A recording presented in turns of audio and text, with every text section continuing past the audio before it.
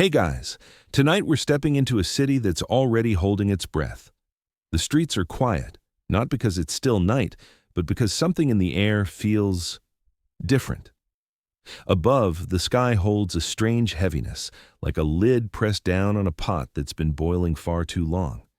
You can taste smoke, faint but deliberate, curling from somewhere unseen. This isn't the kind that drifts lazily from a cooking fire. It's sharper, with a hint of resin and a warning you can't quite name. You probably won't survive this without at least getting your hair smelling like campfire, so fair warning.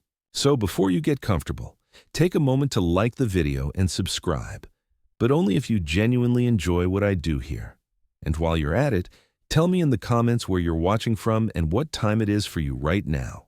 Now, dim the lights, maybe turn on a fan for that soft background hum, and let's ease into tonight's journey together.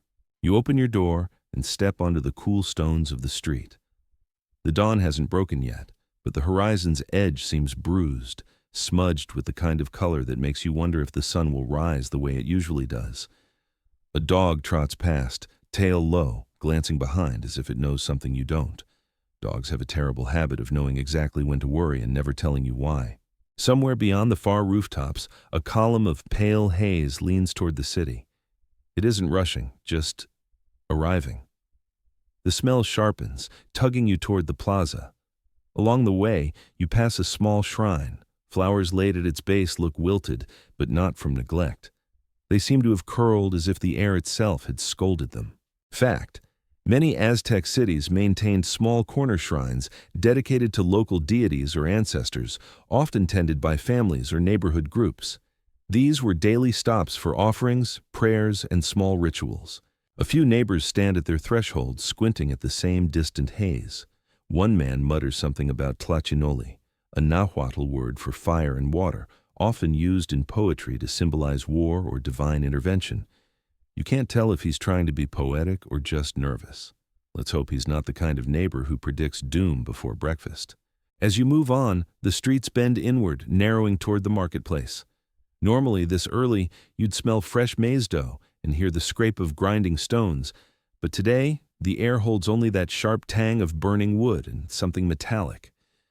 Somewhere, a vendor drops a clay cup and the sound rings far too loudly in the stillness. Curiosity. Some accounts from early colonial chroniclers describe sky signs, strange colors or streaks, reported before major events. While historians still argue whether these were natural phenomena or dramatized omens, the descriptions were often vivid enough to stir collective unease. The closer you get to the main plaza, the heavier the air feels.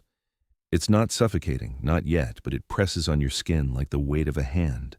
You glance up, no clouds, no stars, just a strange, blurred ceiling where the sky should be.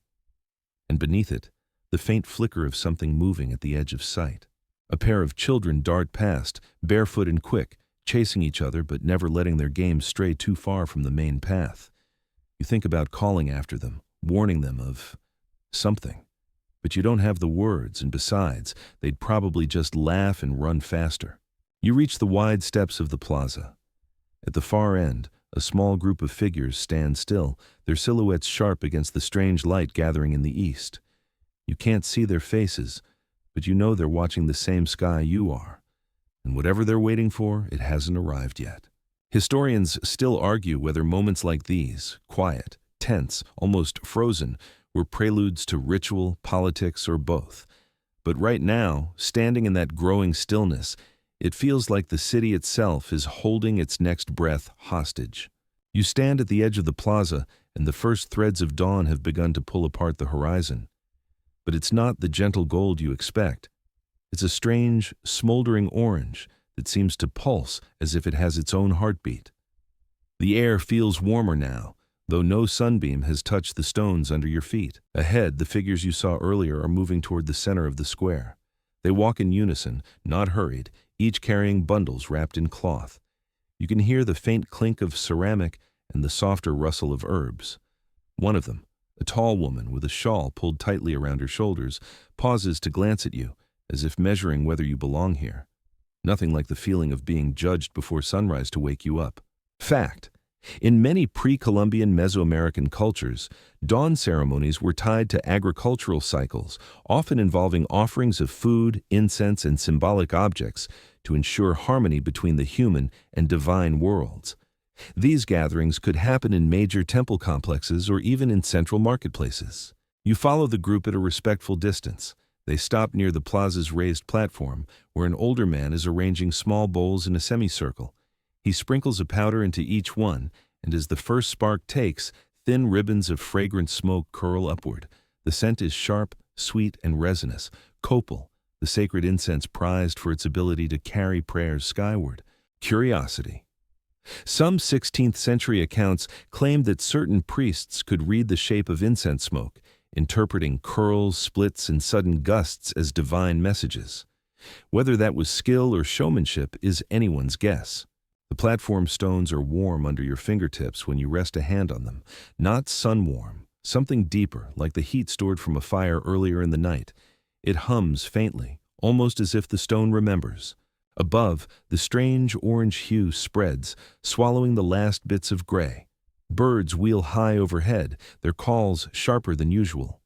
A boy beside you squints up and says something about Tonatiuh, the sun god, turning his face too quickly.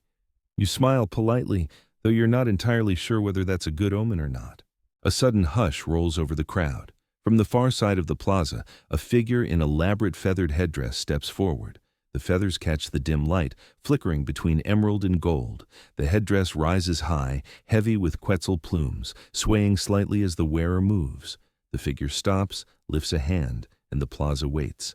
Even the birds seem to hold their calls. Historians still argue whether such moments, when the entire public space froze in a single breath, were rehearsed as ritual theater or arose spontaneously from shared awe. Either way, you feel the hairs at the back of your neck stir. The figure begins to speak, the voice low but carrying. You can't catch every word, but certain phrases land like stones in water. Sky, gift, answer, fire. Around you, people bow their heads, murmur responses, or simply stare at the strange sunrise. Somewhere deep inside, you realize this isn't just a morning prayer. This is a moment the city will remember one way or another, and you're standing right in the middle of it. You drift from the plaza's center toward the arteries that feed it, lanes of woven mats, reed screens, and low tables that usually sparkle with color and noise. Today, the marketplace opens like a sigh. Canvas awnings sag with dew, and the first vendors lift them the way eyelids rise after a poor night's sleep. Smoke-sour dawn light washes everything in one bruised tint. Baskets of chilies look darker, cacao beans like pebbles dragged from deep water, gourds dull as muted bells. Conversations gather in pockets, then scatter when anyone official-looking walks by. You pass a stall where a woman grinds maize on a metate. Her hands know the work so well they don't need her eyes. The shirk of stone on stone should be comforting, but even that rhythm has a question in it. She glances up only once, at the sky, not at you, and then knocks a little salt over her shoulder as if shooing off a rude guest. At a mat stacked with bright feathers, the seller keeps rearranging his wares by color, then by size, then by the urgency of his worry. Green to left, gold to right, he mutters, before giving up and lining them by softness, which you didn't know was a category and now can't stop appreciating. A boy asks the price of a single quetzal plume, and the man answers with the resigned dignity of someone quoting an exchange rate set by the universe. Mainstream fact lands steady in your ear. Markets like this, Tianquistli, were the heartbeat of Aztec cities, regulated by officials who watched weights, measures, and manners. There were judges for disputes, chalked lines for trade lanes, and rules about who could sell what where. Order disguised itself as bustle, economy braided itself into ritual. Today, the braid is fraying at the edges. Near a table of obsidian blades, two porters speak low, backs turned to the main aisle. Prayers went up, one says, tapping the sky with a knuckle. No sign came down, the other shrugs. Maybe the sign was the quiet. You pretend to compare knife handles and decide this is not the moment to request a demonstration. You like your fingers very much where they are. A cluster of spice sellers leans shoulder to shoulder, shawls pulled close. One woman swears she saw a red ring around the moon before dawn. Another corrects her, halo is a blessing, ring is a warning, as if the heavens shop at the same jewelry stall with complicated return policies. Historians still argue whether such reports were meteorology retrofitted into myth or myth fitted neatly into weather, parhelia and smoke halos turned into lines of sacred poetry. You breathe in and catch cinnamon, chili, and a rumor you can't quite name. At the fishmonger's reed mat, silver bodies lie in tidy rows, their scales reflecting dull bits of the strange sky. The seller, a veteran of early mornings, lifts one and hums. If the gods are quiet, he says, the lake speaks. He presses the fish to his ear as if waiting for advice on pricing. You stifle a smile. He catches it and winks. It says 3 cacao beans, he stage whispers. Don't argue with a professional. Further on, a weaver spreads cloths dyed in cochineal red, indigo, and the stubborn turquoise of Maya blue. She taps a pattern of tiny triangles with her finger. Storm teeth, she explains, keeps bad weather polite. You ask if it works on smoke. Only if the smoke has manners, she sighs. Her neighbor suggests stitching a new border called Don't You Dare, and the table earns a small, grateful laugh. You pass a pile of gourds carved with stars and stair steps. The artisan explains that stair steps are for the path between mountains and sky. Stars are, well, stars. He rubs a thumb over one lid. Lids keep things in, he says, but also keep other things out. He doesn't specify which is which, and perhaps that's the point. You buy one more for the comfort of owning something with a clear job description. Quirky Tidbit saunters in wearing bells on its ankles. At a stall of charms and amulets, a grandmotherly vendor swears she can teach smoke to behave by lacing it through a wreath of wet reeds. The sky gets thirsty, she explains. Offer it a drink. She demonstrates with a little pan of damp greens and a twig of copal. The smoke threads itself obligingly, and for 3 seconds the air smells like a rain promise made by a very polite cloud. Is it science, theater, or practice learned from long observation? The wreath refuses to comment, busy doing its job. A man in a leather apron peddles obsidian mirrors, each polished to a private night. He angles one so it holds a rectangle of the orange sky. See, he says, it looks angry in the glass because the glass does not flatter. You catch your own face next to the glare, and yes, the glass is brutally honest. He lowers his voice. Some say smoke can carry messages the way water does. What if the gods are speaking and we're seeing only the accent? You thank him for the philosophy with the exact nod used for deep thoughts in spicy stews. At the lane's edge, 2 market judges sit on a low platform, faces impassive, eyes flicking like sandpipers. They watch scales, measure cords of cloth, and discreetly stop a dispute over miscounted cacao. One judge raises a hand when a vendor hawks too loudly. Order over volume. They do not look at the sky. You can't tell if that's discipline or refusal. The hush breaks when a runner pushes through, sweat shining at his temples. He carries a small clay jar sealed with wax and a palm leaf tag. He leans to whisper into the ear of a priest's attendant who frowns and tucks the jar into his mantle as if about to hide a sparrow. You get only one word from the runner's breath before he's gone. East. You angle toward the grain sellers. There, conversation has fossilized into posture, hands hovering over baskets, eyes on the sky rather than the scale.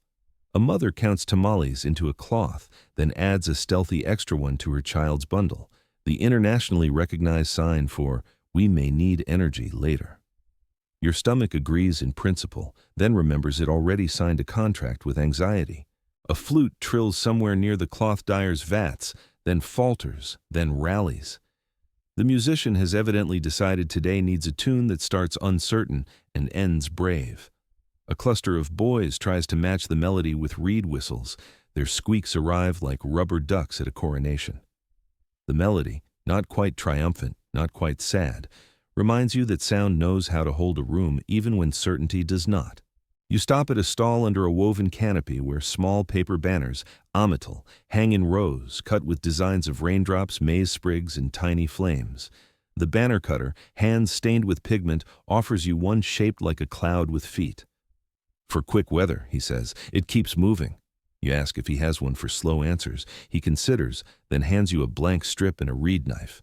Cut your own, he suggests. That's how those arrive.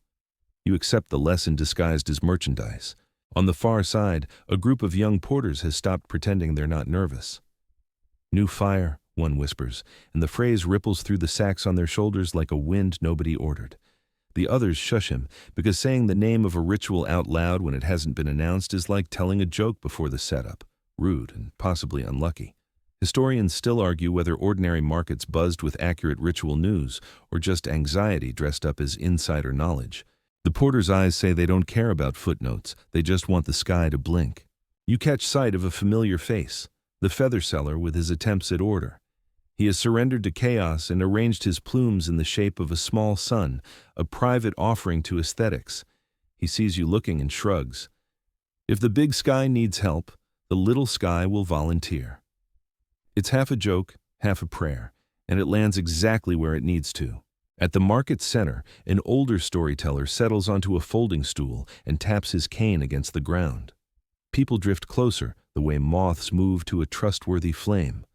He begins, not with thunder, but with a line that feels like a latch lifting.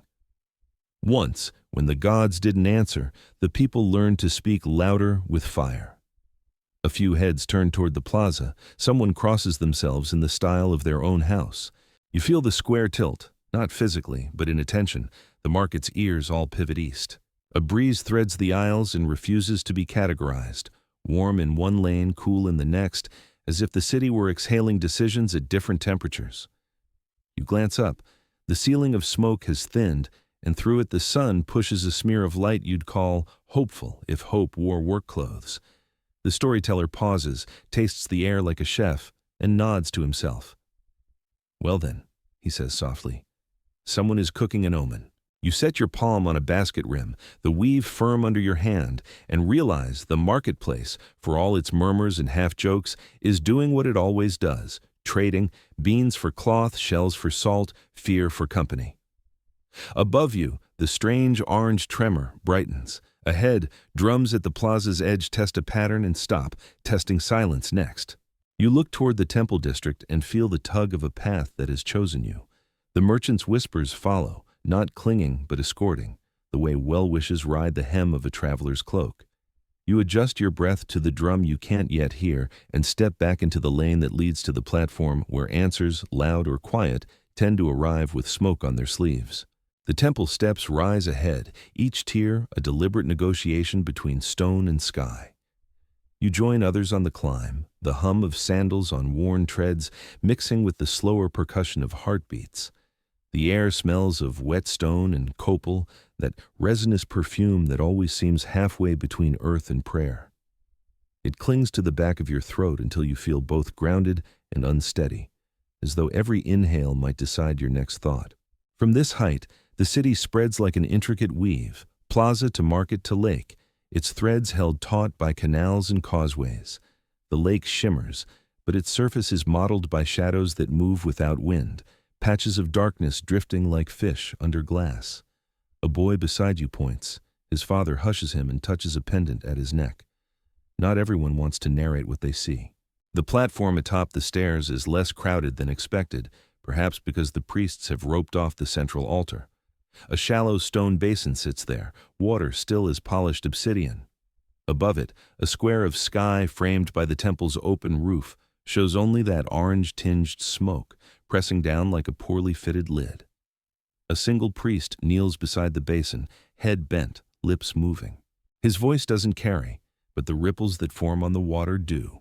Small, fast, then gone, as though the surface has decided not to gossip. On the far side, an attendant adjusts rows of ceramic braziers, each filled with copal chunks that gleam like frozen honey. He lights them in a slow sequence, so that curls of white smoke spiral up in staggered timing, weaving in mid-air before being swallowed by the ceiling above. The scent deepens and your pulse tries to match its pace. Fact flows in like a measured chant. Such temples were not merely for public spectacle, but for carefully timed exchanges with the divine, rituals aligned to celestial movements, cycles of Venus, or the turning of the sacred calendar. The presence of so few officiants suggests a preliminary stage, a testing of air and omens before the larger ceremony begins. On the terrace's edge, you find a small group of older women seated cross-legged, each holding a strip of woven cloth between her hands. They pull and release the threads in tiny, synchronized motions, not weaving, but as if reminding the air how weaving works. One notices you watching and smiles. "The sky listens better when it remembers we can make things," she says. Her fingers never stop their dance. Quirky detail arrives in a burst of green feathers. A parrot, apparently a temple regular, hops along the low wall, muttering words in 2 languages and at least 1 nonsense syllable. When it reaches a brazier, it leans over, inhales the copal smoke, and sighs like a satisfied elder. "Good omen," says a man nearby, "or at least good manners." The parrot refuses to clarify, hopping away toward the stairs. A side door opens, and 2 novices emerge carrying bowls of colored maize kernels, white, yellow, red, and a deep blue-black. They pour them into a wide basket, then begin to sort them again, color by color, in patterns that look almost like constellations. The older of the 2 catches you staring and explains, "The stars don't move unless the maize is ready." It's half jest, half creed, and you realize that here, the difference matters less than the repetition. Near the altar, the kneeling priest finally lifts his head. He tilts the basin so that the water catches a shard of sun sneaking through the smoke, a narrow blade of gold that slices the surface clean. A few onlookers gasp softly, not at the light itself, but at the way it changes the water's reflection from muted sky to something with depth, as if a door had been shown but not opened. A runner approaches the priest, whispering with the urgency of someone delivering a message that's not quite ready for public air. The priest nods once, places his hand flat over the basin, and the ripples that form this time spread wider, as though the stone itself is listening. You can't tell if you've witnessed the start of a ritual or the middle of an answer. You back toward the terrace edge for a clearer view of the city again. The marketplace below looks smaller, but its movements form a pulse you can still feel in your calves. In the east, beyond the rooftops, the smoke lightens just enough to show the faint outline of mountains. Between them, a gap glows with something less orange, more gold. A bell sounds once, low and resonant, from deeper inside the temple complex. The older women pause their cloth motions. The parrot freezes mid-hop. Even the smoke hesitates. You stand there, unsure whether the sound means the beginning, the end, or simply a reminder that waiting is also part of the ceremony. The sun hangs lower now, but the smoke has learned to borrow its light, turning the air into a restless tapestry of orange and silver. You move along the temple's upper corridor, where carved lintels frame views of the plaza below. Each stone beam tells a story: jaguar warriors in mid-stride, maize plants sprouting from human hands, serpents curling into infinity. Their edges are worn, but the rhythm of the images still moves like a drumbeat for the eyes. At the far end, a wide doorway opens into the Hall of Winds. It's less a hall than a cavern of air, with slits in the stone walls that hum when the breeze passes through. Today the hum is louder, the tones richer, as if the weather itself has tuned the temple's instrument. Standing here, you feel the vibrations in your ribs, the way a singer feels their own voice.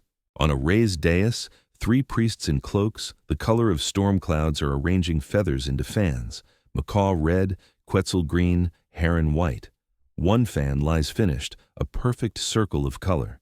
You recognize it as the standard for a high procession. It will catch the wind like a sail and guide the movement of the crowd without a single word spoken. The middle priest gestures for a novice to bring forward a small, flat drum. He strikes it once, and the hum of the wind shifts key, as if the air itself has bowed in respect. He strikes again, softer, and the sound seems to pull the smoke from the windows like threads drawn from fabric. A murmur runs through the hall. Fact surfaces here. Aztec ceremonial music often used wind instruments and drums together, not only to accompany ritual, but to align human rhythm with the perceived heartbeat of the cosmos. This hall's design amplifies the harmony between those sounds, an architectural conversation between earth, air, and belief. A shadow flickers near the upper vents, and someone mutters about sky messengers. The fringe detail you learn from an old guard leaning on his spear is that some believe certain birds can fly higher than clouds to carry words to the gods, though no one agrees on which bird or whether they ever come back with answers. You step closer to the central window slit and find that the smoke outside has thinned enough to reveal the silhouette of the sacred mountain, its peak still wearing a crown of fire-orange haze. The air tastes faintly of rain that hasn't yet decided to fall.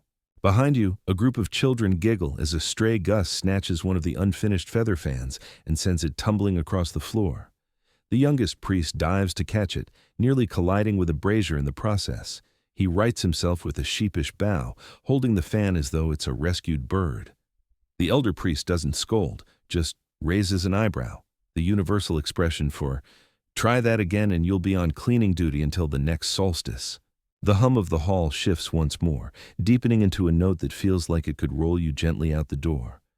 You linger for a final glance at the feathers, the carved lintels, the mountain framed in smoke, before the procession call sounds from the courtyard, a single conch shell blast that vibrates down your spine. You know it's time to step back into the light, into the slow river of movement that will soon carry the city toward whatever answer, or silence, the gods choose to give. You're halfway to the courtyard when the conch's echo folds into the stones, and an elderly voice catches the edge of your name, or maybe it just hooks your attention the way dry reeds catch a breeze. "You there," it says, as patient as a river. "Walk softer a moment." Under a portico patched with shadow sits a storyteller you recognize from market days. Hair the color of winter straw, a cane carved with tiny stairsteps and clouds. He's wrapped in a cloak faded to the memory of blue. Beside him smolders a palm-sized brazier whose smoke rises like handwriting no one's in a hurry to read. You take the invitation that isn't quite an invitation and sit. He tips a pinch of copal onto the ember. The resin crackles, releasing a sweetness that's equal parts pine and promise. "They are waking the air out there," he says, nodding toward the drumbeat you can feel through your shins. "But careful, if the sky is asleep for a reason, quick hands can tug the blanket wrong." His grin flashes, brief and fox-like. Ask any child who has stolen a cloak from a napping ant.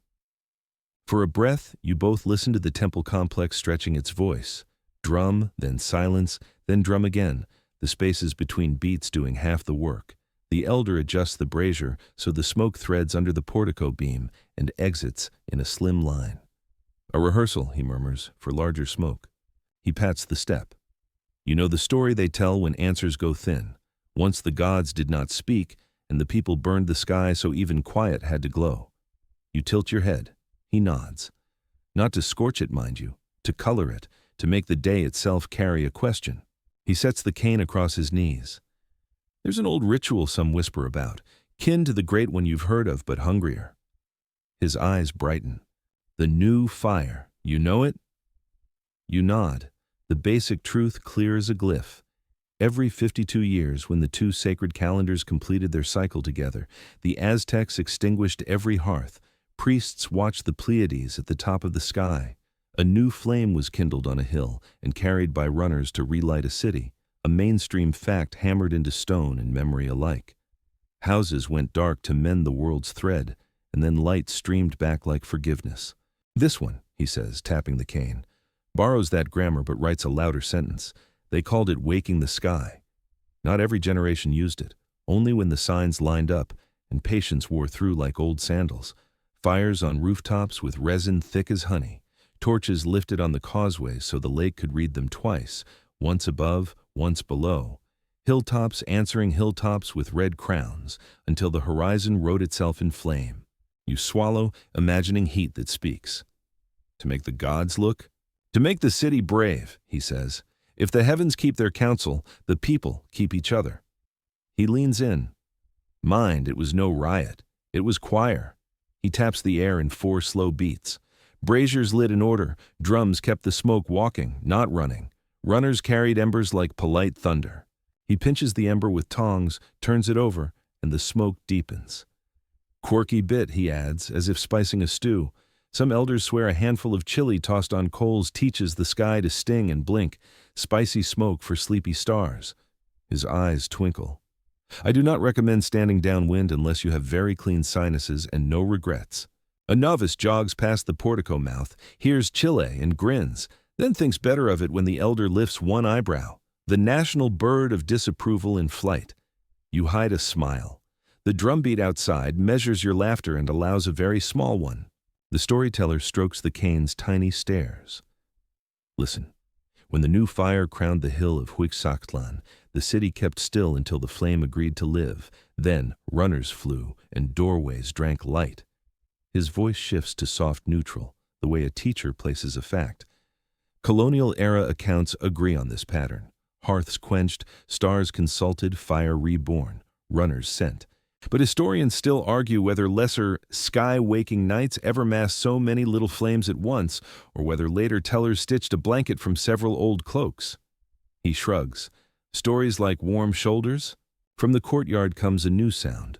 Conk, then a low human hum, then the dry whisper of many sandals repositioning. The elder listens with half-closed eyes. They will try the gentle way first. Incense, song, lifted hands. If the omens stay folded, watch the rooftops for small suns. You glance toward the hall's patient light. Isn't that dangerous?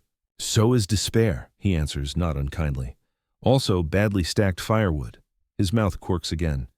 We prefer the kind that can be cleaned up before breakfast.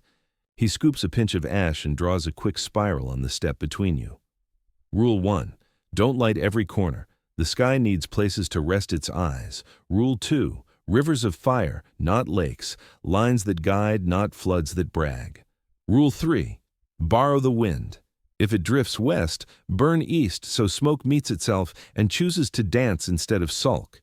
He brushes the spiral away with his palm. And always send runners. Flames are ideas. They travel best carried carefully by someone who knows both the road and the neighbors. He rummages in a pouch and pulls out a leaf-wrapped bundle. Inside, a twist of resin, a sliver of obsidian shiny enough to hold a shy reflection, and a thin strip of bark paper cut with droplets. He rolls them back together and presses the bundle into your hand. For luck or for manners, he says. If you can't burn the sky, at least remember to ask it nicely. Your protest gets lost somewhere between gratitude and confusion. He waves it away. A charm is a reminder you can touch. It reminds the hands the heart has already agreed. The smoke over the courtyard lightens for a moment, then deepens again, like breath taken, held, almost spoken. The elder watches the ceiling, not the door. Some say when the gods are silent, the world is practicing. Silence is the rehearsal where the next note learns its job. He gives you a sideways smile, useful when your neighbors keep a drum. Another conch call rolls through the precinct, and this one doesn't fade. It's answered by the steady knock of slit drums and the first true heartbeat of the procession. People outside begin to move in threads that tie themselves into a rope. The elder lifts his cane. There it is. The city has decided to be large. You begin to rise with the crowd's gravity, but he touches your sleeve. One more thing. Watch the birds. The birds? They argue less, he says. If swallows fly low and round, smoke is doing its work. If they make a ladder into the sky and hold their rungs, expect a sign. If a parrot steals a coal, he glances toward the temple parrot, which is presently preoccupied with a very noble feather. Please clap, that would be very funny. You laugh outright, and the relief in that sound makes room in your chest. He nods, satisfied. Go on then. Keep your eyes open and your breath long. If the sky wakes, meet it with good posture. You return to the corridor's edge. Below, the plaza tightens its weave. Torches bob at the periphery like seeds that have remembered fire is a language. On rooftops, figures appear with braziers and bundles. A line of runners forms, each holding a covered ember as if cradling a small, opinionated sun. Behind you, the elder calls softly, not to stop you, but to send you. If answers don't come, bring better questions. He taps his cane twice, and the sound feels like a door knocking back. The conch swells, the drums find the ground. You step out of the portico and into the current that is already carrying the city toward the temple steps, and whatever the morning intends to become when smoke teaches the sky to listen. You're swept into the outer ring of the crowd, where torchlight paints faces in warm bronze and shadow. The drums now have a body of their own, a creature whose steady pulse you can feel in your teeth. Runners dart between groups, distributing bundles of resin and reed torches wrapped with cotton soaked in pine pitch. Each one bows slightly before passing the fire onward, the way a messenger acknowledges both sender and receiver without breaking stride. The air tastes of anticipation, that faint metallic tingle just before rain. even though the sky is still a deep vault of stars. Women in embroidered huipils balance small braziers on woven pads atop their heads. Men carry staffs adorned with paper streamers that snap and twist with each step. Children weave through, faces streaked with charcoal, their giggles a counterpoint to the solemn hum. At the plaza's north edge, a line of temple acolytes kneels in precise intervals, each holding a clay bowl cupped in both hands. A low chant ripples down the line like wind through cane. You recognize some of the words: calls to the sky's four corners, requests for open ears, promises that the offerings will be generous but not wasteful. The chant folds over itself in a round, building without hurrying, until the whole space seems to hum from inside the stone. From the platform at the temple's base, a herald steps forward. His mantle is black-edged with white shells that catch the torchlight like scattered teeth.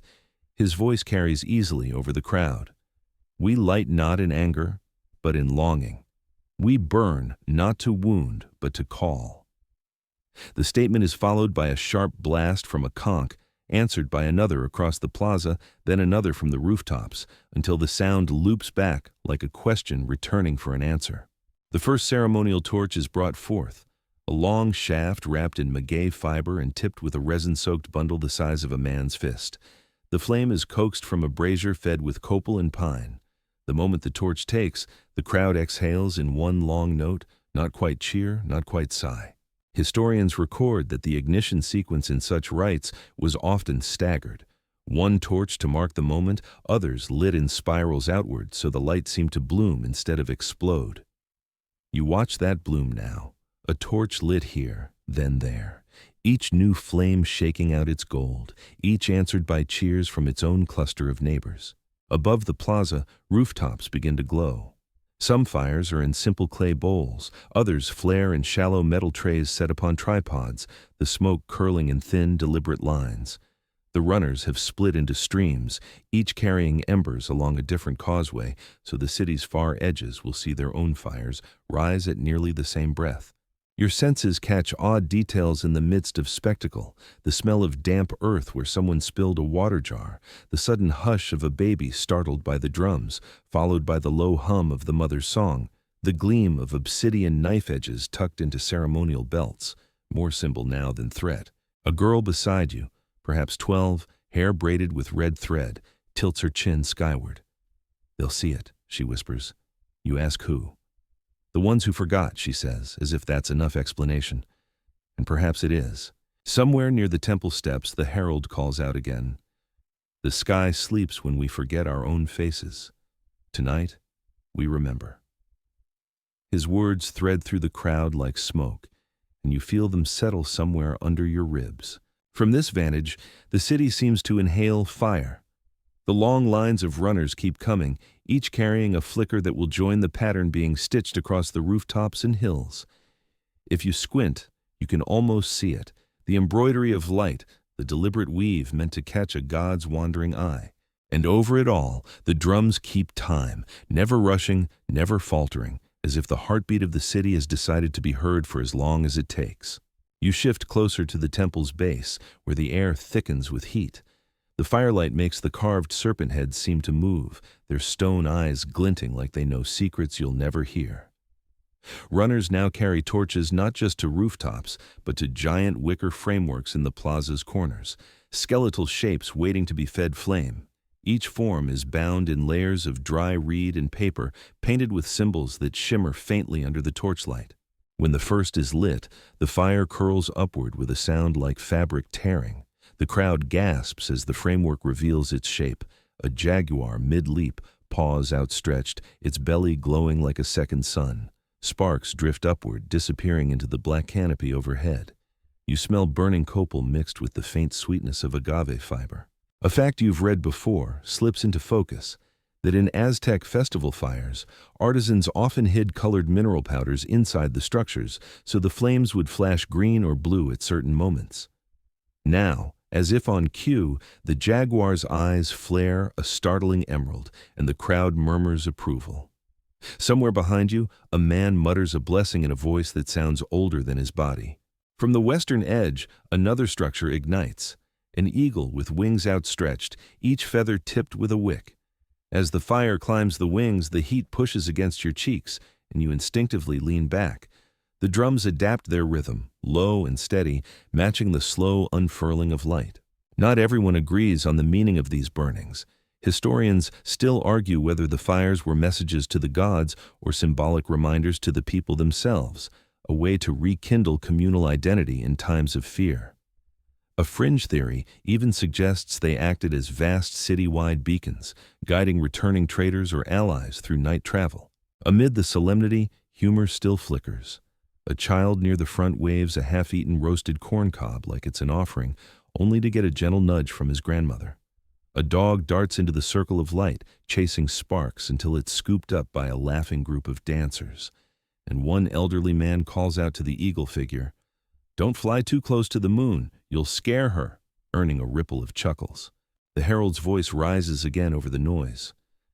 The sky is wide, but fire is patient. Let it climb, let it reach. His words feel less like instruction and more like a spell. The flames obey, licking higher, sending coils of black smoke that twist and vanish into the night. The plaza itself has become a living map of light. You see lines of flame along the causeways, glowing beads of rooftop braziers, the slow blooming of the effigies in the plaza, and far away, tiny points joining the pattern as neighborhoods catch the signal. It's less a sudden blaze and more a rising tide.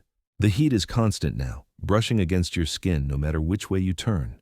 You notice sweat bead along your arms, but it feels earned, like the price of witnessing something that will leave an imprint on the air long after the last ember fades.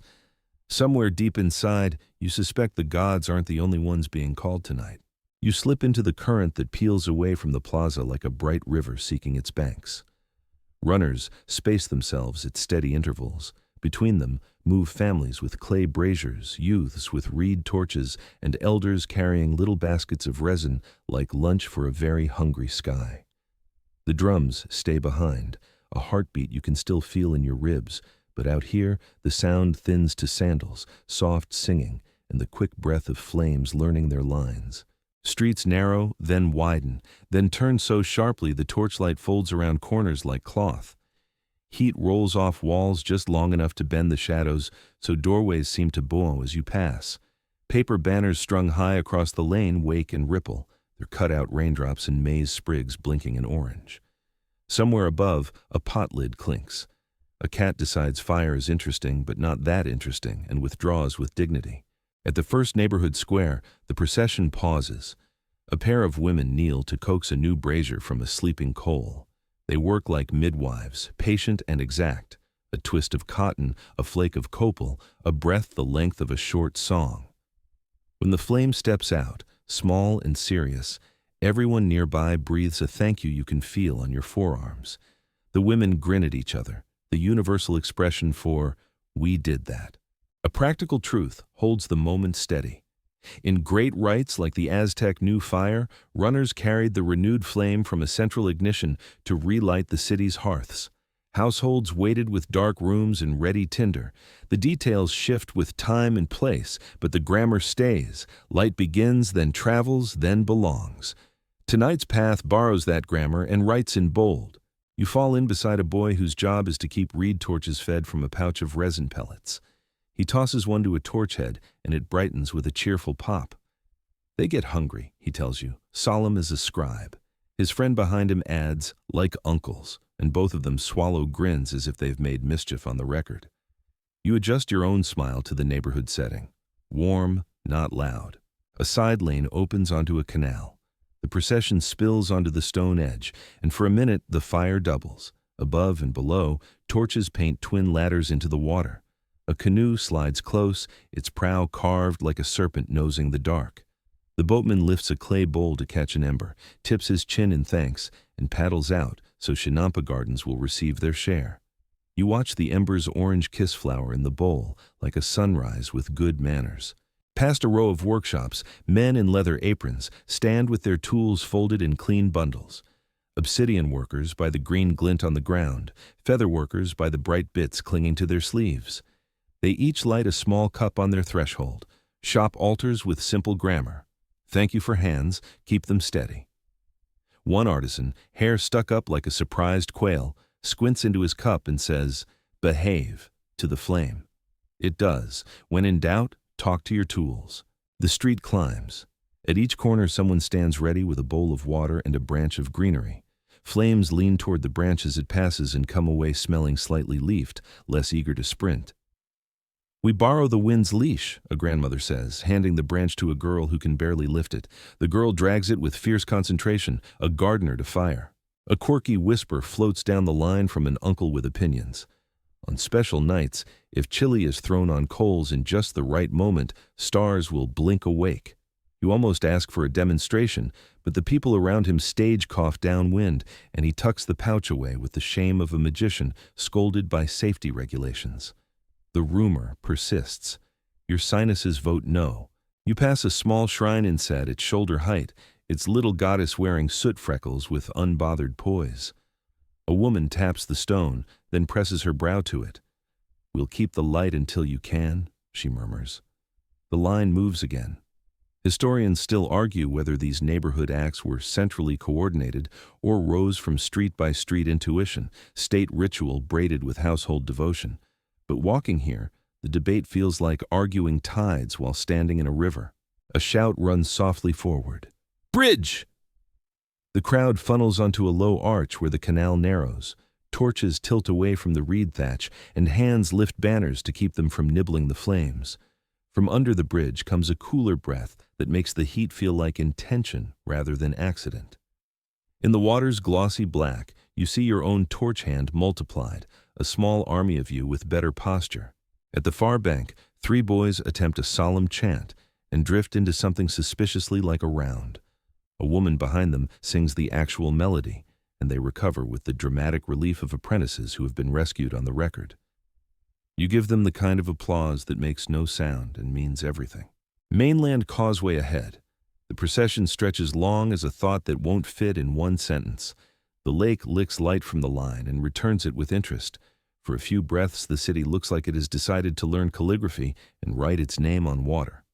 The runners pace themselves in pairs, swapping the heavier torches at regular corners, a choreography of duty you could set your steps by.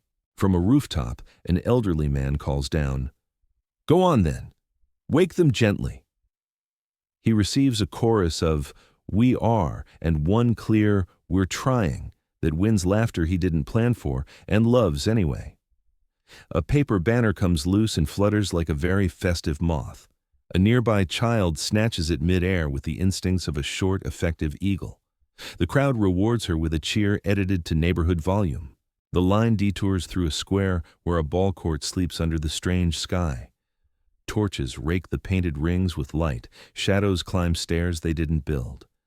A priest standing by the marker stones touches the wall and says, "Not to you, but to the court. We are awake." The court does not answer exactly.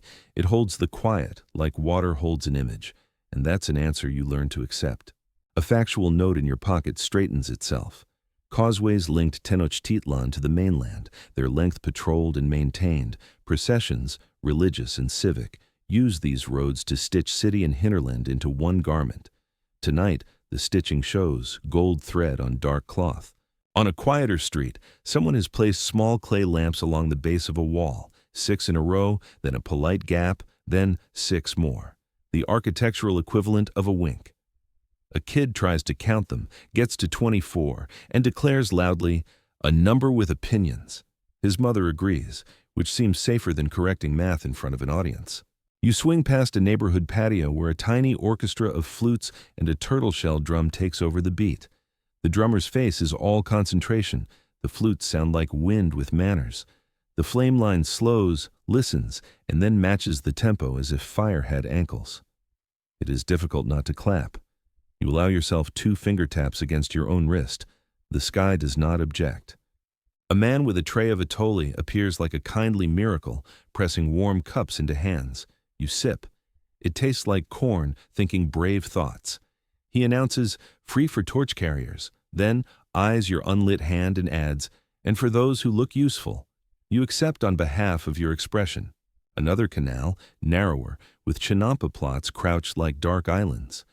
The canoe you saw earlier glides back, now with 3 little bowls lit and proud. A woman on the bank tosses petals that aren't strictly necessary and are completely right. For 3 heartbeats, the petals look like soft red comets, then they become what they were, which does not diminish what they did. At the square before the return to the temple district, the procession gathers itself the way a flock does, not by command, but by recognition. Torches dip, then level. An old man in a white mantle steps forward and raises both palms. The hum that follows isn't quite singing and isn't quite silence. It's the sound a city makes when it remembers it has one throat. He speaks briefly.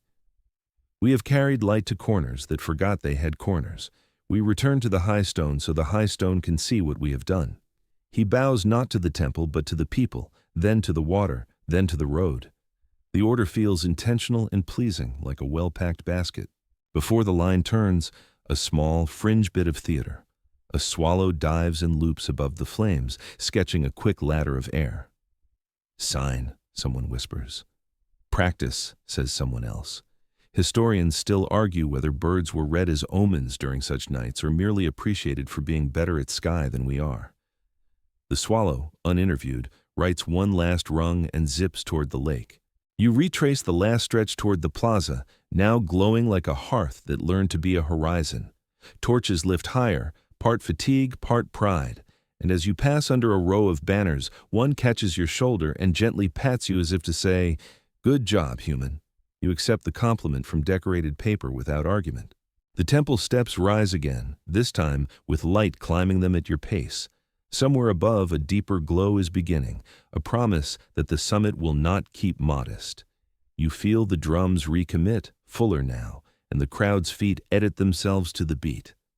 Down the line, the boy with resin pellets tosses one last bright star onto his torch and whispers, "Eat up, big moment." Behind you, the neighborhood flames continue their quiet sentences. Ahead, the plaza prepares a paragraph that will try to speak in red. You inhale smoke, copal, and the very specific smell of people deciding together. Then, you lift your torch a finger higher and step toward the moment that has been waiting at the top of the stairs since before the first spark. The final steps lift you into heat that behaves like weather. The platform is a broad stone breath, rimmed with braziers already dazzling, their flames behaving with ceremony rather than hurry. Beyond, a low parapet frames the night, and over that edge the city spreads in constellations of its own making. Rooftop bowls, canal reflections, the far hills wearing little crowns of orange. You arrive just as runners feed the central hearth with their traveling embers, each deposit a polite bow to the coals. The hearth's surface glows in stripes, gold, cherry, the deep heart red that means the stone is listening. Priests move with deliberate economy. One sets resin, one fans with a woven screen, one speaks a cadence that is less chant than metronome. The words are spare, names for directions, for breath, for seeing and being seen. A novice steps forward holding a torch like a newborn idea and lowers it until the flame tastes the hearth and widens with approval. The crowd's sound dips, then rises. You feel your own ribs try to learn percussion. The herald, shell-edged mantle catching every twitch of light, lifts a hand, and a hush walks the parapet. He turns toward the square opening above the altar, the slice of sky that earlier wore smoke like a lid. Now the haze thins, streaked with darker threads. "Open," he says, not to the heavens but to the fire. 2 attendants pull clay shutters from a waist-high frame, revealing a wicker dome tucked inside the altar itself, a basket of air bound so tightly it counts as architecture. When they touch it with flame, the dome takes as if it's been waiting with good posture. Fire climbs reeds, reeds become lines, lines become a script written very fast. Heat pushes upward and kisses the square of sky with enough insistence that the smoke reshapes. A column, then a bell, then a slow-blooming flower whose petals are tongues of orange. The plaza below answers in small exclamations that make the stone smile. You step closer instinctively, and the heat greets you with a boundary you respect. A steady fact anchors this blaze. On great ritual nights, fires were kindled on temple summits and hilltops, witnessed across the basin of Mexico, signals of renewal and covenant. Accounts of the new fire speak of a high ignition, runners and households relighting from sacred coals. Tonight's pattern borrows that grammar even as it pushes spectacle to the edge of theater. The reed dome isn't ordinary fuel. It's choreography. The herald calls, and 4 torchbearers take stations at the parapet's corners. On cue, they lower their torches toward trays lined with paper banners. The banners flare instantly, flames lifting in elegant sheets that fold over the parapet like fabric learning to be weather. For a heartbeat, you swear the fire quiets, as if discovering it can climb without saying everything at once. From the side stair, attendants haul a lattice of reeds and painted paper shaped like a tilted fan. They angle it over the hearth, heat bites into the slats, and a vertical ribbon of flame leaps skyward. The column climbs, shears off, and, caught by wind, leans into the night, painting a brief lily on the smoke. The city inhales. Somewhere behind you a parrot offers an approving squawk, which is frankly excellent stage direction. A priest with a bowl of mineral powder steps in, scattering pinches into the column. For an instant the flame runs green along one edge, then blue at its lips. A trick artisan fires know, mineral salts tinting heat like dye. People murmur as if a god raised an eyebrow. A little boy beside you whispers, "It tastes different," and you decide not to overcorrect his chemistry. Honestly, the sky could be a connoisseur. Quirky tidbit, shared by the wind-tamer priest with a grin too quick to be official. Some say if you sing off-key into a slit by the parapet, the flame leans away in self-defense. A novice tries a polite experimental note, the column wavers an inch. The nearest elder glares, and the novice becomes deeply interested in holding a fan very correctly. Comedy finds its way to high places, but also learns manners. The heat's logic is simple. Feed, rise, repeat. Yet every rise feels like a sentence that chose a better verb. The drums below match the column's sway. 2 beats and a held breath, 2 beats and a held breath, so even the fire remembers not to rush the chorus. You realize your shoulders have unclenched, the city's panic has been traded for poise, if only for now. A messenger kneels at the herald's feet, offering a clay tube with a small palm tag. The herald reads, nods toward the eastern hills. "Answer from the hill of the wind," he announces. Their crown burns bright. Cheers drift up from runners who know routes. The rest of us simply learn geography by glow. Historians still argue whether nights like this were centralized performances or a mixture of state planning and neighborhood improvisation. Judging by the timing, the early crowns, the late rooftops, the playful detours, both parts are true and neither is the full story. At the platform's far end, a flat bowl of water sits in shadow. An attendant slides it forward until it lies just at the flame's foot. On its surface, the column fuses with its reflection, and for a moment, the blaze looks like a tree whose roots are made of night. The herald dips 2 fingers into that mirror and flicks droplets into the rising heat. They snap to steam, vanishing in tiny sighs. The gesture is so simple it reads as courtesy. A toast to the sky, a libation to the air. The stone beneath your sandals hums in a way that isn't sound so much as permission. You look down the temple stairs. The plaza heaves and shines, effigies southing into embered skeletons and then into memory. Along the causeways, little rivers of orange thread away into districts. The lake returns a bruised, beautiful version of everything. Behind you, a quiet exchange.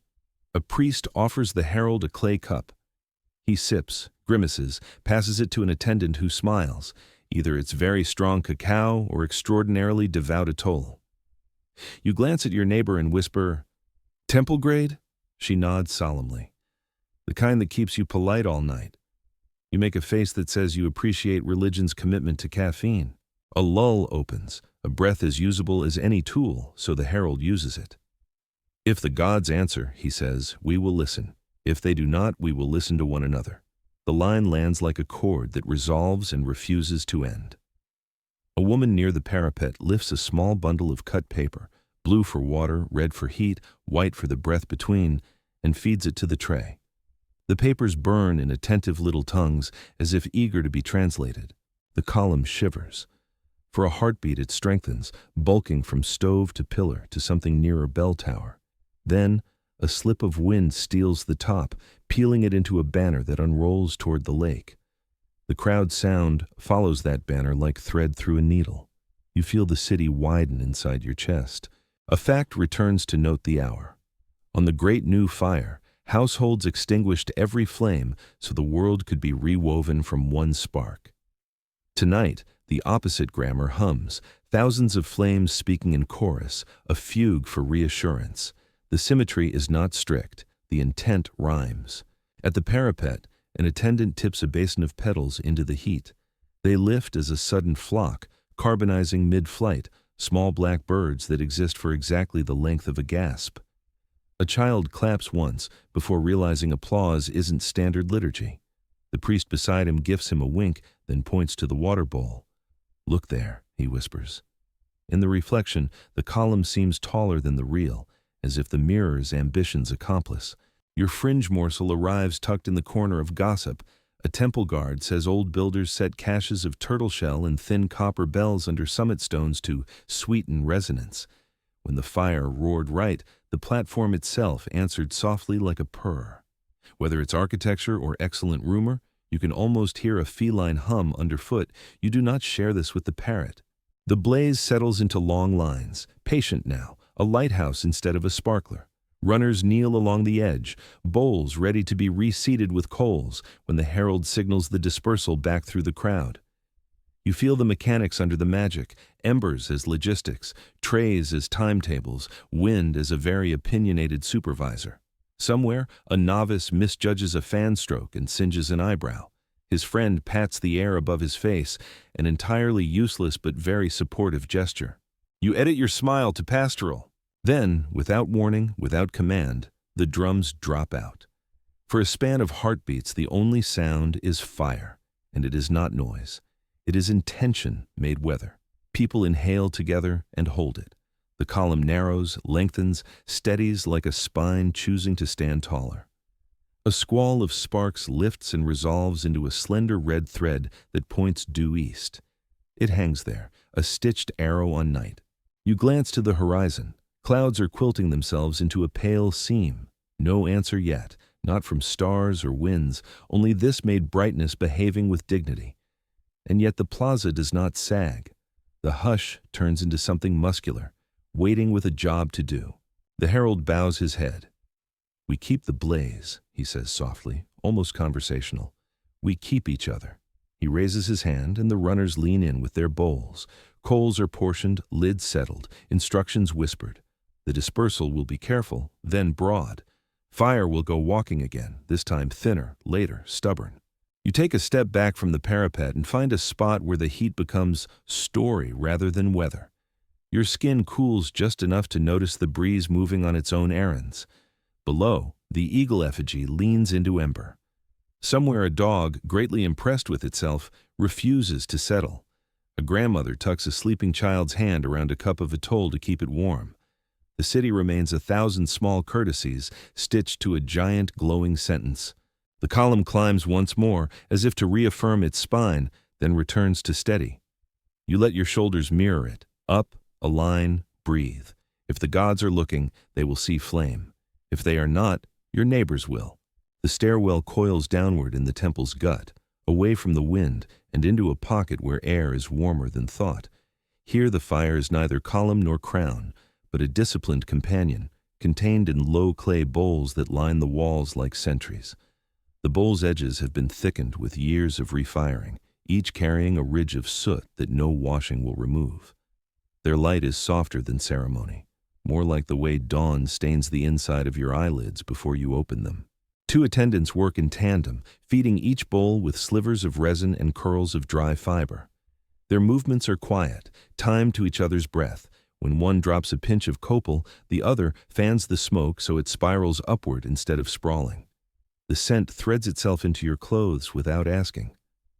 There's an odd intimacy to this. Fire is something you tend the way you might tend a sleeping child. A check here, a small adjustment there, a promise you don't say out loud. Along the wall, niches hold tools you recognize only by analogy. A spatula of shell and wood that works like a brush for coals. A narrow clay tube for transferring embers without spilling heat onto the floor. A stack of paper-wrapped bundles tied with fiber cord, each labeled in ochre with what might be dates or prayers. A priest notices your attention and tilts one toward you. Inside, a coil of dried moss bound in two places. "For carrying flame without light," she murmurs, as if this explains more than it does. You nod, pretending it does. Fact finds a place here. Archaeological studies of ceremonial centers in Mesoamerica have uncovered small interior fire chambers believed to store and protect sacred embers between public rituals. These spaces may have functioned as both practical hearths and as symbolic hearts of the temple, keeping the life of the structure alive even when ceremonies ended. The continuity mattered. To lose the ember was to sever a thread between the human and divine. A young boy, clearly an apprentice, kneels before a bowl that's guttering. He cups his hands around the flame, not to shield it from wind, there is none, but as if his skin might lend it strength. His mentor leans in, blows once, twice, until the ember regains its orange. Then, the boy sets a new sliver of resin in place and watches it take. The satisfaction on his face is out of scale with the task. You think, some victories are meant to be small. A shadow shifts, and you notice a figure in the far corner, sitting cross-legged beside a bowl whose flame is no taller than a fingernail.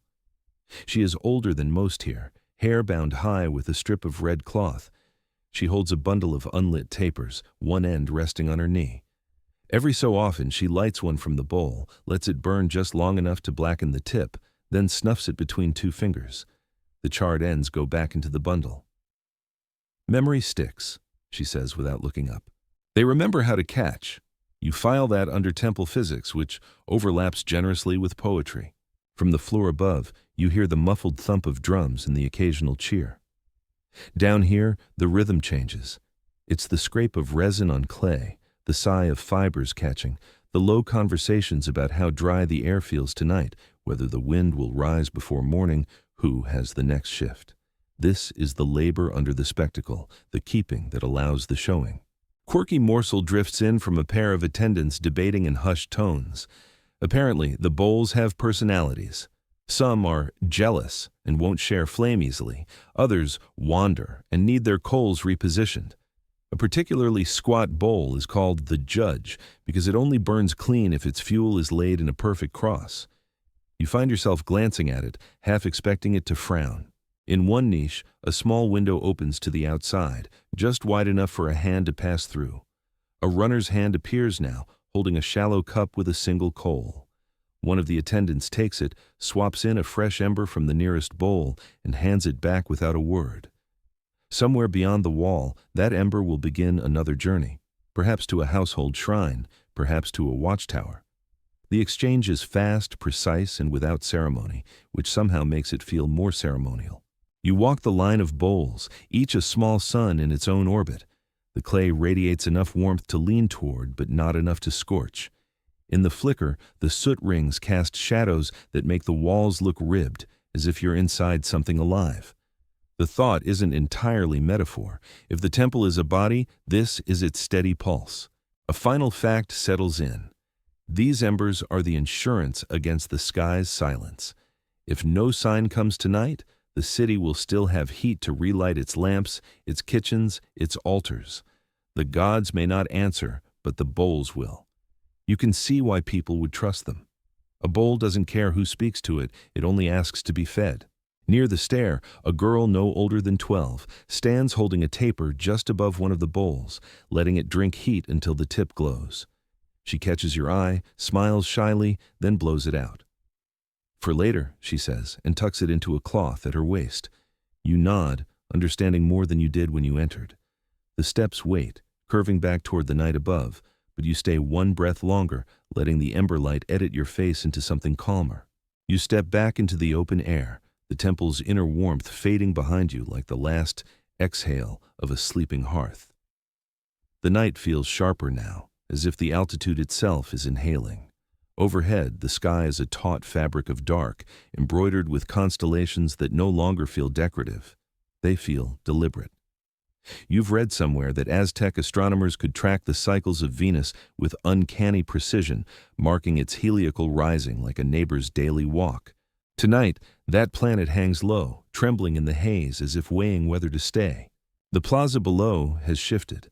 The formal pageantry has given way to a restless murmur, like a crowd at intermission.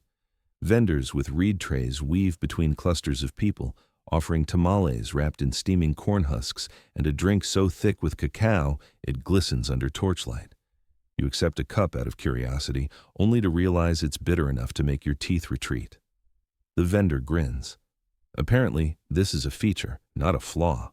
To one side, you spot a group of older women huddled together, their hands busy knotting cords. Each knot is paired with a murmured phrase, part of a tradition meant to tie one's hopes to the night. One of them catches you looking and presses a short cord into your hand. "Not for yourself," she says, "or it knots for you." You're not entirely sure what that means, but you loop it once and hope for the best. Fact steps in here.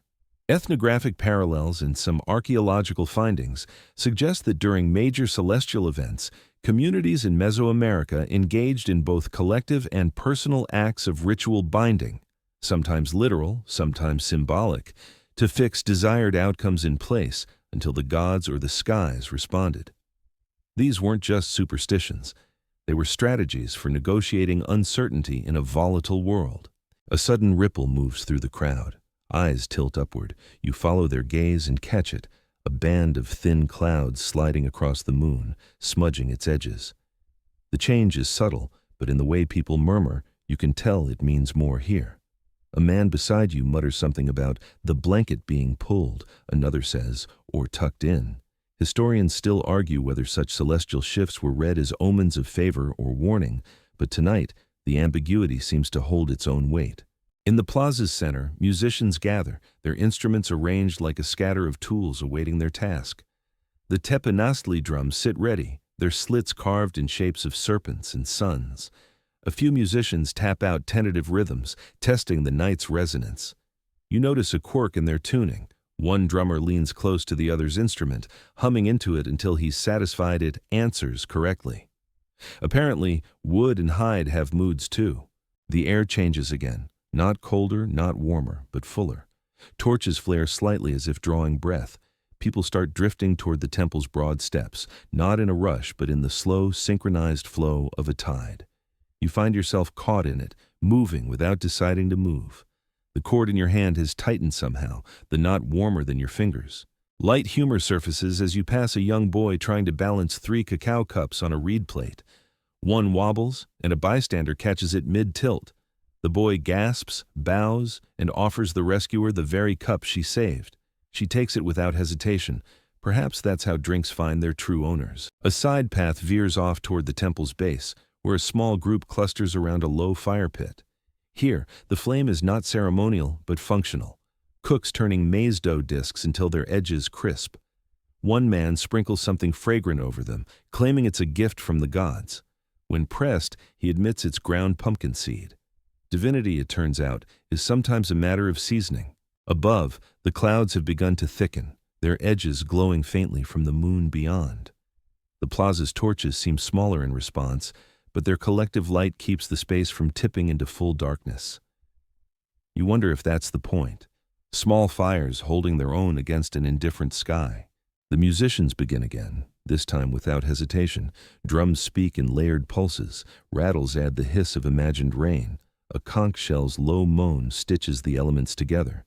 The sound isn't loud, yet it carries, sliding over the crowd, bouncing off stone, curling into the alleys that feed into the plaza. Somewhere beyond, a dog answers with a long, thoughtful howl. As the music deepens, you glance back toward the temple's steps. A few figures stand silhouetted at the top, priests, their robes outlined by the glow from within. They don't move yet, simply waiting, letting the crowd's attention rise like heat. You realize this might be the hinge of the night, the moment before the moment. Someone jostles you lightly, murmuring an apology. You turn, but their face is already lost in the tide. Only the scent of copal lingers, threading through the plaza, calling you forward without saying a word. The crowd tightens without pushing, and the plaza lifts its face. For a few breaths, the night is all music and amber. Then, the change arrives so gently you almost miss it, a soft hiss like silk being folded, a smell of warmed stone, and the first speck touches your forearm. It's not a spark, it doesn't sting. It lands, rests, and leaves a faint gray kiss the size of a sesame seed. You look up. The air is turning visible. Ash begins to fall. It does not tumble like snow or attack like rain. It drifts, each flake deciding its own small choreography, as if tired smoke has remembered its manners and chosen to leave the sky politely. In the temple fire's wind, you see the path. Flames rise, embers whisper, then 1,000 dimmed possibilities let go, becoming soft stamps on every surface they meet. The crowd makes a sound you don't often hear, something between awe and housekeeping. Across the plaza, a woman lifts her shawl over her hair, then laughs and drops it again, letting the ash collect like tiny stars. Nearby, a boy sticks out his tongue, testing the flavor of the evening. Verdict: charcoal with a hint of festival. A dog sneezes dramatically and receives 3 sympathetic pats and 1 unhelpful lecture about not sniffing weather. You blink and feel the faintest grit on your lashes, as if the sky is signing your face with a pencil. A grounded fact threads through the drift. During great burnings, whether mass incense rites or the lighting of summit fires, ash was expected, and people planned for it. Bunches of damp reeds waited at doorways to sweep thresholds. Basins were set out in courts to catch the fall. Some households even saved a pinch in small gourd jars to mix into future offerings, binding nights together by the most earthly of threads. Ash is choir dust. It clings to what sang. The plaza's stone goes gray by degrees, each slab shading like a page turning in slow motion. Footprints, once obvious, begin to soften until everyone is walking on the same pale thought. An elderly vendor, who has seen more ceremonies than anyone can count, sets her reed tray down, brushes a perfect circle clean with her sleeve, and sells tamales only into that circle. "I respect geometry," she says, and business booms for people who admire tidy food. From the summit, embers pulse upward like brief red birds, each turning to ash mid-flight. The column of flame steadies, now less lily and more pillar, and the fall grows thicker for a handful of breaths, then thins again, like a conversation that has reached its point. You hold out your palm and watch the gray build up until it tickles. When you turn your hand over, the ash stays exactly where you left it, a small square of night transferred onto skin. To your left, 2 temple attendants demonstrate a practiced sweep, palm frond wide, wrists gentle, never chasing flakes so much as guiding them to where water waits. "They're tired," one says of the ash. "Let the ground be a bed, not a chase." You make a mental note to adopt that line for laundry day. A quirky tidbit arrives from a cluster of aunties with opinions. On certain nights, they say, you can press a damp cloth to your face and lift a perfect ash print of the god who happened to be paying attention. No 2 cloths match, which is either proof of divinity or of aunties being fabulous archivists. A teen tries it, peels the cloth away, and announces, "I got a rabbit." The nearest drummer glances up at the moon and nods like the universe has a sense of humor. The music shifts to match the fall. Rattles soften, drums keep their heartbeat but pad the edges. The conch holds a single note long enough that the ash seems to learn to land on it. Around you, conversation changes timbre, fewer forecasts, more inventory. Whose home fire still needs relighting, whether the rooftop braziers should be shifted so the wind doesn't scold the neighbors, who has extra water because the cistern was generous this morning. The city counts itself without raising its voice. Historians still argue whether ash falls like this were read as verdicts, pleased or withholding, as simple physics or as opportunities, material to be gathered, touched, and used to stitch a night into memory. The records say many things. Standing here, you suspect it was often all 3, with a 4th you can't name, the way a shared mess becomes proof that you stood in the same weather together. A novice passes, offering small strips of bark paper. "Wipe, then fold," he instructs. It holds the moment. You take one, brush a delicate stripe of ash from your cheek into the paper, and crease it closed. It weighs almost nothing, an invitation disguised as dust. Beside you, a child attempts the same and ends up with a paper the color of thunder. His mother kisses the top of his head and says, "You have strong evenings." The torch you carry answers the fall with an orange steadiness. Each time a flake lands on the flame's shoulder, it brightens briefly, a courteous digesting of what was.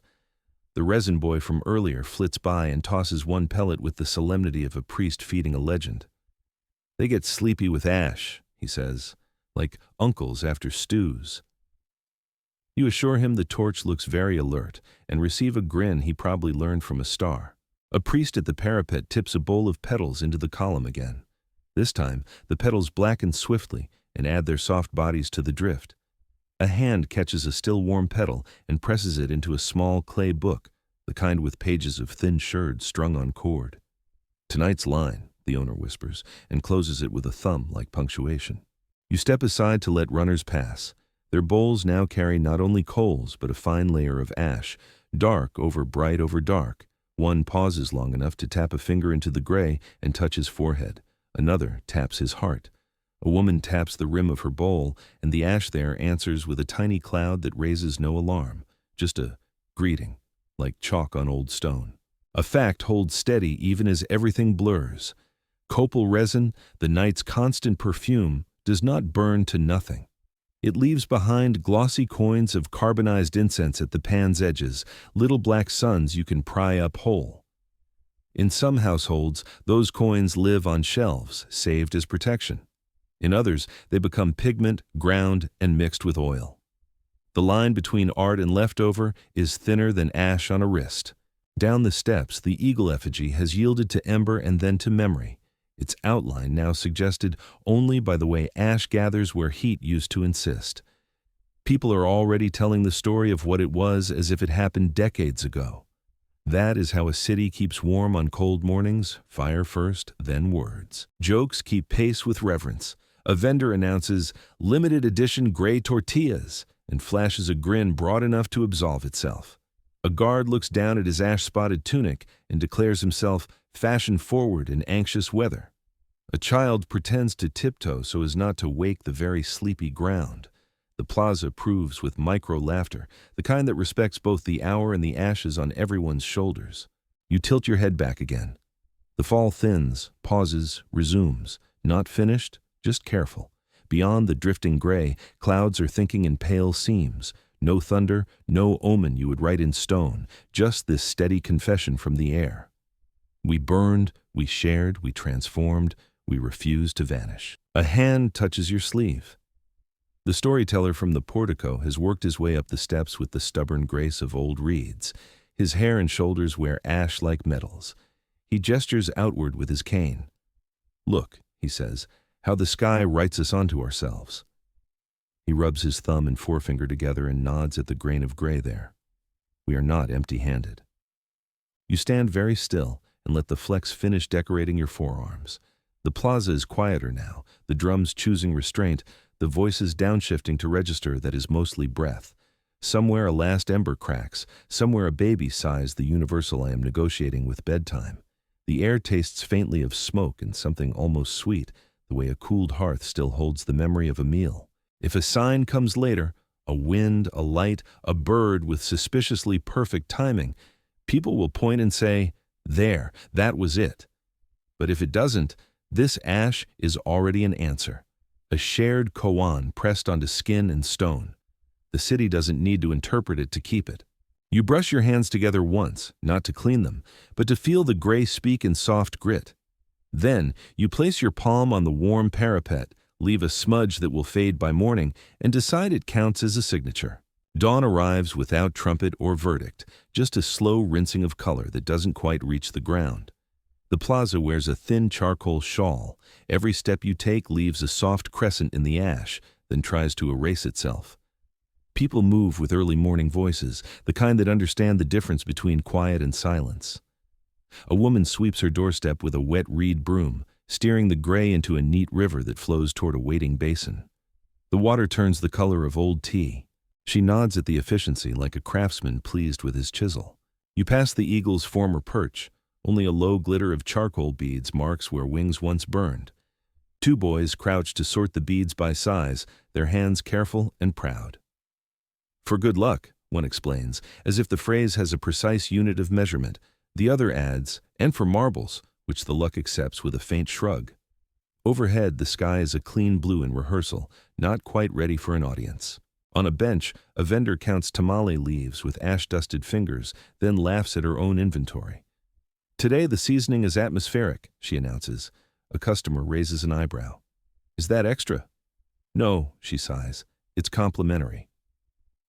The joke lands soft and welcome. Even the dog that has appointed itself plaza supervisor relaxes its forehead into neutrality. The drums have gone home. In their place come domestic rhythms, metat stones whispering maize into dough, water sloshing against bucket rims, the creak of a door hinge that has more opinions than oil. You follow a line of wet brooms down a lane where every threshold shows the day's homework. 2 neat piles of ash, one light, one darker. Cookfire and festival, a grandfather says, tapping each with his cane. Separate. The house likes to remember which is which. A grounded fact steadies the morning. Sweeping was a ritual act as much as a chore in Mexican life. The concept of tila zoli, refuse, disorder, wasn't only about trash, it was imbalance. The kind that asked for correction by broom, water, and intention. After festivals, neighborhoods cleaned together, turning mess into proof of participation. Today the proof lies in tidy gray windrows, the city's signature rewritten on the ground until it behaves. At a corner shrine, a small line forms, adults with gourd jars, a few children holding folded paper. The caretaker lifts a stone lid, revealing a shallow bowl where last night's flame lingered and then decided to become memory. He ladles a spoonful of ash into each container, a sacrament of residue. For new beginnings, he says. For gardens. A woman leans in and whispers that her grandmother mixed a pinch into seed furrows to teach the soil about courage. Quirky, yes, but the garden rarely argues with grandmothers. You turn toward the lake. Along the causeway, footprints have braided themselves into gray ropes. The water carries a subtle film, not oil, not scum, more like the ghost of smoke deciding to practice swimming. Boatmen skim it with woven scoops, collecting the floating flecks into baskets. For pigment, one tells you, tilting a basket so the light catches a faint metallic sheen. For prayer paint. For walls that remember. You imagine a mural tinted with last night's answer, whatever that answer was, and the idea sits comfortably in your ribs. In the market quarter, stalls wake slower than usual. Feathers wear ash freckles. Cacao beans look like pebbles borrowed from a very polite volcano. A cloth seller shakes out bright mantles and then stops, admiring the accidental ombre where gray fades into color. Soot chic, she declares. Limited edition. A passing judge with a scale smirks, which in his profession counts as a belly laugh. Breakfast smells build themselves carefully. A toll thickened to the generosity level, tortillas hissing their agreeable syllables on griddles. You accept a cup from a boy whose eyes are too big for the hour and discover it tastes like corn telling a calm story. As you sip, a group of young porters debates the shade of the sky. It's hopeful, one argues. It's undecided, another counters. It's sky, says a third, and wins by being technically correct and very sleepy. A priest walks through with a small team, not inspecting so much as listening. They pause in doorways, exchange a word with a grandmother, a shrug with a boatman, a smile with a child who presents a fist of perfectly unhelpful pebbles. The priest accepts them anyway, as if pebbles have always been petitions in a less obvious grammar. Historians still argue whether mornings like this were managed by decree or conducted by custom. Was there an order posted, or did the city simply remember its lines? Watching the flow here, you suspect habit is the best kind of law, the one people carry in their hands. The temple precinct wears its gray like a winter beard. Novices haul wide basins. Attendants lift charred petal stems into baskets. The parrot from last night stalks the stones, dignity intact despite soot polka dots. It picks at a blackened flake, sneezes delicately, then glares at the sky as if lodging a professional complaint. Same, says a passerby, rubbing ash from the bridge of his nose. Fashion's hard. You climb the steps again. The summit hearth is a quiet red, banked like a sentence that knows how to end itself. A bowl of water mirrors the morning, the sky pale, the smoke gone, your face wearing yesterday's news. Beside it, a ledger board holds thumbprints pressed in ash, a roll call of attendance written by touch. Your own fingers itch to sign, you do, adding a gray oval to the little chorus. An elder approaches carrying a stack of damp reed mats. She spreads them at the parapet and begins to press them gently against the stone, lifting them again to reveal perfect rectangular prints, negative temples, ash white, lined up like a soft archive. For the children to see, she says, for the ones who will ask what we did when the gods didn't speak. The answer, arranged on mats, looks like patience that learned to walk. A steady fact comes to sit beside you. On nights of the great new fire, chroniclers tell, every household extinguished flame, then relit from runners' coals, an act woven into time itself every 52 years. What happened here borrows that rhythm in reverse, 1,000 flames rising together, then returning to coals, then to sweeping and keeping. If renewal can be plural, this is its plural mood. You take a slow breath and taste the faint sweetness that always follows burned copal. A hint of pine, a little citrus, something like the ghost of honey. It lingers on the tongue as if flavor, too, keeps a ledger. Below, a teacher leads a tidy snake of children, each holding onto the sash of the child in front, each wearing a leaf tucked behind one ear for freshness. The teacher stops at a gray square and says, "Footprints are the city speaking in past tense." 10 small heads nod as if they understood, which is a victory even if they didn't. A fringe report drifts up from 2 stonemasons conferring by the stair. They claim some summit platforms have bells or turtle shell buried in their hearts to make fires purr when they approve. One swears he felt the purr beneath his sandals last night. The other shrugs. Maybe it was your stomach. Both are satisfied with the possibilities, which is a kind of scholarship. You circle the parapet's quieter side and find the storyteller seated where shadow still clings. His cloak is folded beside him, a soft gray hill. He pats the stone, and you sit. "Well?" he asks. You realize he's not asking about omens. He's asking about posture, about whether the city stood up without a hand at its back. You say, "It did." He nods. Then the sky saw enough.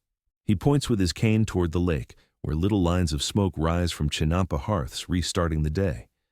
"That's the report," he says, hearth by hearth.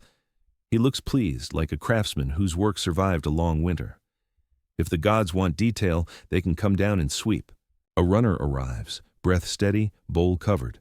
He kneels, receives a fresh coal from a novice, and cups it with the gentle authority of someone trusted by both flame and road. "Where to?" you ask. "South Quarter," he says. "They're slow this morning. Their dog thinks it's a rooster." You wish the dog good management and step aside. Clouds feather the edges of the sun. Light settles on the plaza without fanfare. You notice mural painters mixing last night's ash into pigment, hands working in circles that look like therapy and craft at once. A woman paints a tiny gray ladder on the corner of a wall, 5 steps, a sky you could climb only if you were very small and very sure. A child with a stick draws a matching ladder in dust. 2 truths rhyme without asking permission. You stand, brush your palms together, not to clean them entirely, just to translate some of the gray back to the air. Your tunic is speckled, your hair smells like a campfire that kept its promises. You are, according to a passing auntie, fashion-forward in reflective tones. You bow to her expertise. The morning doesn't declare victory or defeat. It offers errands, water to carry, mats to wash, ledgers to mark, breakfast to share. The gods may answer later or not at all. But the city has already replied to itself, with brooms, with bowls, with the slow grammar of doing. You take one last look at the hearth's quiet red and feel the day decide to be ordinary on purpose. Somewhere a flute tries a hopeful scale and finds it. Somewhere closer, a pot lid clacks twice, which is as official as announcements get before noon. You step into the lane, shaped by reed brooms and neighbor voices, and the ash under your sandals sounds like soft applause given to everyone equally for showing up. By midday, the plaza has lost its morning hush and taken on the hum of small, persistent tasks, the kind that knit a place back together without anyone noticing the seam. The air is warmer now, coaxing the last damp patches of stone into pale, even dryness. In that brightness, the ash piles look softer, almost decorative, like the city has taken up a temporary fashion in muted gray accents. You pass a doorway where a girl kneels with a paintbrush made of bundled grass, tracing a spiral in leftover soot. "For luck," she says, then adds, "or maybe for later." You get the feeling she doesn't see much difference. Vendors call out in measured voices, offering tamales, woven mats, small packets of pigment, some newly mixed with the ash from last night's fire. A woman selling tortillas slaps the dough into shape with a steady rhythm that could double as a clock. Each finished round hisses on the griddle like a well-timed reply. "It's better today," she remarks to no one in particular. The corn remembers the heat. You wonder whether she's talking about the fire or the sun.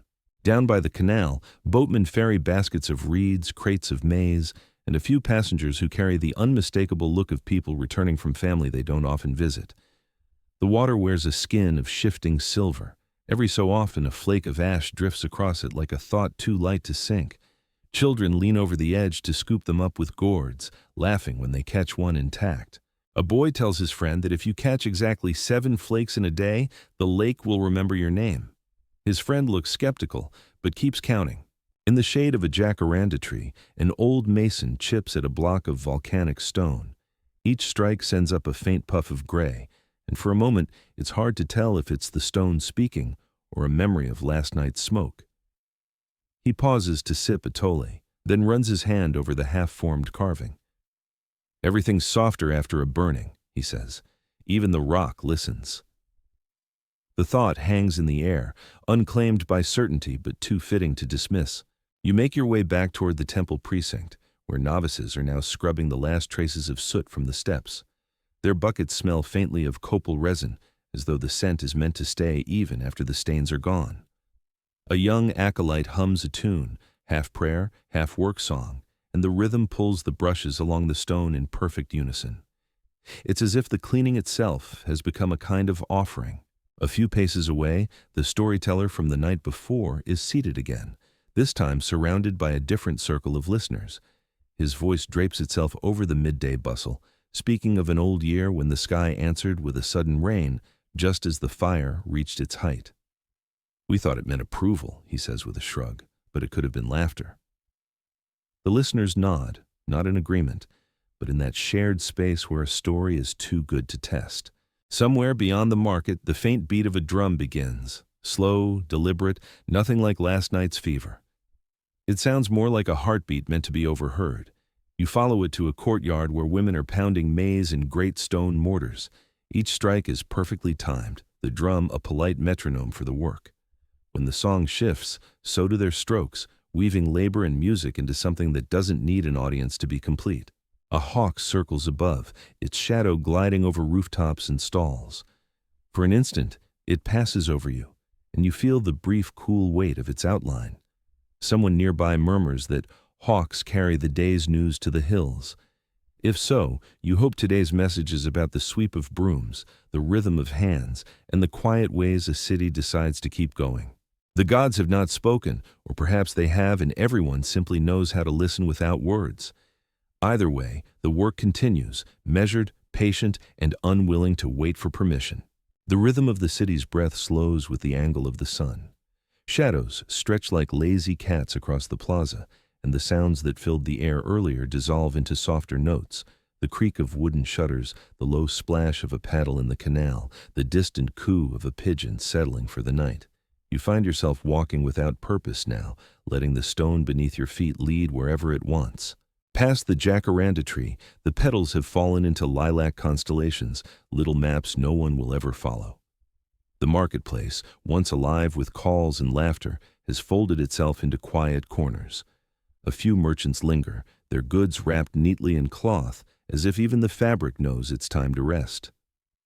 Somewhere, the scent of roasting maize drifts through the warm evening air, carrying with it the memory of every fire, every meal, every shared moment that outlasted the day. The lake catches the last orange threads of daylight, holding them until the sky decides to let go. One by one, small lights appear, lamps, cooking fires, and the flicker of ritual flames, not the fever of last night's burning, but something gentler, something that feels like keeping watch. The hawk is gone now, replaced by the quiet persistence of bats tracing invisible patterns in the twilight. You pause at the temple steps, where the stone is still faintly warm under your palm. The air smells of copal again, that familiar resinous sweetness rising like a sigh. No voices call from above, no divine answer pours from the heavens, and yet the city holds its shape. People move, breathe, prepare for tomorrow, as they always have. The gods may not speak, But here in this moment, in the glow of ordinary lives, you realize they may not need to. Perhaps the quiet is its own kind of blessing.